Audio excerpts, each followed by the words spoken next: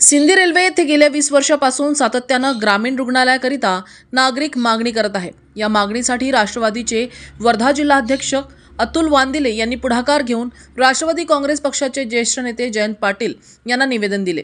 यावेळी अमोल सोनटक्के, आशिष देवतळे, सुनील भोमले उपस्थित होते।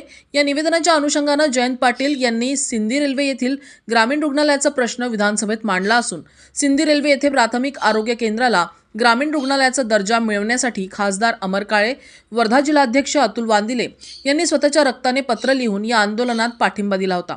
सिंदी रेल्वे परिसरातील नागरिकांनी स्वतःच्या रक्ताने 1500 पेक्षा जास्त पत्र लिहून राज्याचे मुख्यमंत्री देवेंद्र फडणवीस यांना पाठविणार आहेत। सिंदीत टाळ मृदंगाचा गजर झाला, निवेदने दिली, आश्वासने एकलिष्ट, पण प्रशासन हल्ले नाही। अखेर संतापलेल्या सिंदीकरांनी स्वतःच्या रक्ताने पत्र लिहून थेट मुख्यमंत्री देवेंद्र फडणवीस यांना जाब विचारण्याचा निर्धार केला आहे। आमच्या जीवाशी खेळ थांबवा, ग्रामीण रुग्णालय द्या असा संदेश या रक्तपत्रातून देण्यात आला आहे।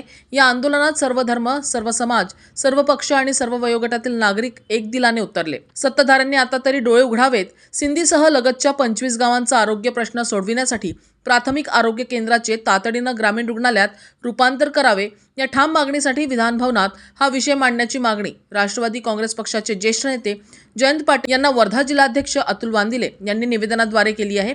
या मागणीची दखल घेऊन जयंत पाटील यांनी प्राथमिक आरोग्य केंद्राच्या तातडीने ग्रामीण रुग्णालयात रूपांतर करण्याचा विषय विधानभवनात उपस्थित केला।